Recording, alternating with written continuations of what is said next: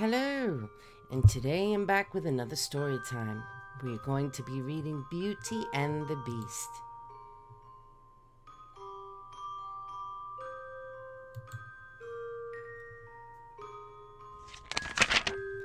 Once upon a time, on a cold, stormy night, an old woman begged at the prince's door.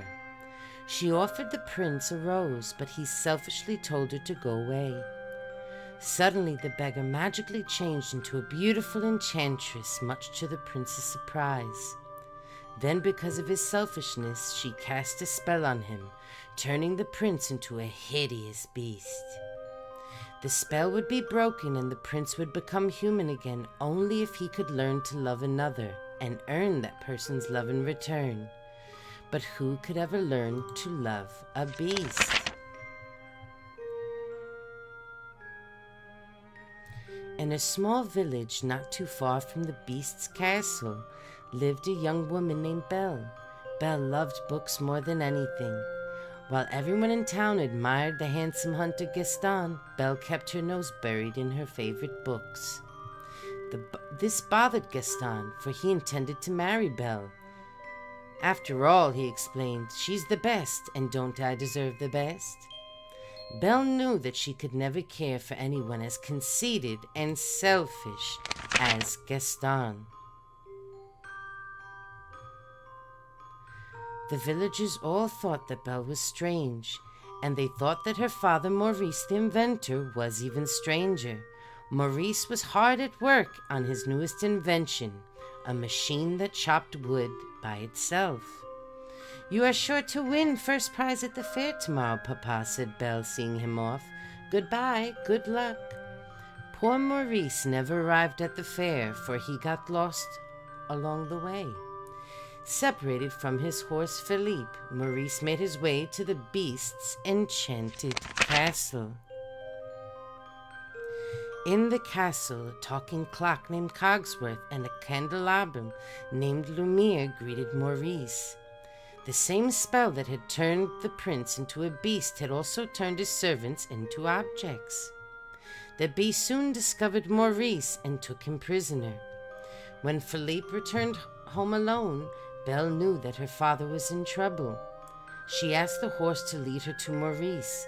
He led Belle back to the beast's dark castle. "What is this place?" asked Belle, walking down the hallway.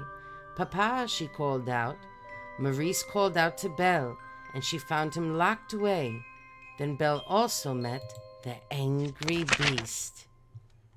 The beast roared when the frightened young woman asked him to free her father.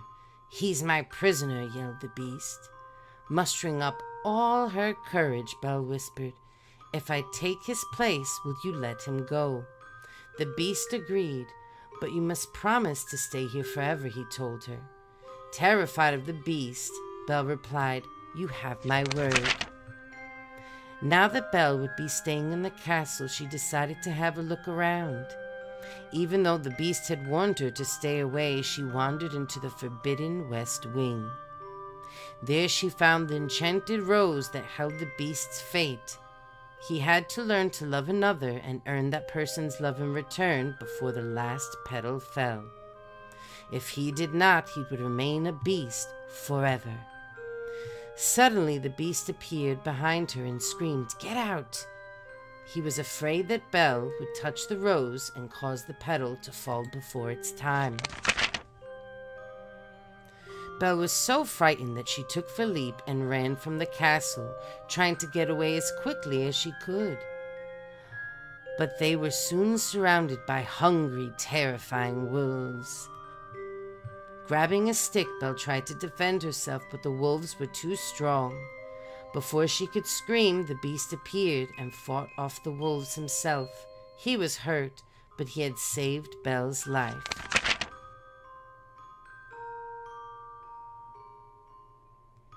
Back inside the castle, Belle tended to the beast's wounds, realizing that he wasn't really so scary. He just had a very bad temper. In time, Belle and the beast became friends. They read together in the library, fed the birds together outside, and even danced together. One day the beast asked if Belle was happy. She told him that she would be, if only she could see her father. The beast showed her a magic mirror, and Maurice appeared looking ill. "Papa is sick," cried Belle. "I must go to him." The beast loved Belle and thought only about her happiness.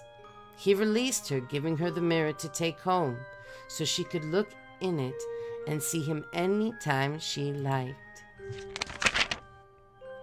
Meanwhile, back in the village, Maurice had been trying to rally the villagers to rescue Belle from the beast, but everyone thought Maurice was crazy, and they didn't believe him. But Gaston found a way to use Belle's father to his advantage. He would have him declared crazy and locked up forever, or at least until Belle agreed to marry him. Belle hurried home to her father, and to prove he wasn't crazy, she showed Gaston and the villagers the beast's image in the magic mirror. Gaston convinced everyone to follow him and destroy the hideous monster that lived close by. When Gaston and the villagers arrived at the castle, they were met with surprise. All of the enchanted objects in the castle came together to defend their master and their home. Gaston decided to take on the beast himself. He and the beast fought. Gaston lost his footing and fell from the castle roof, but not before badly injuring the beast. By the time Belle could get to him, the beast lay dying. Deep within the west wing of the castle, the enchanted rose was about to lose its last remaining petal. "Please don't leave me," Belle said, sobbing over the beast's body. "I love you." Through her tears, Belle saw the beast magically transform. The spell was broken. The enchanted objects returned to their human form. The beast once again became the prince he used to be.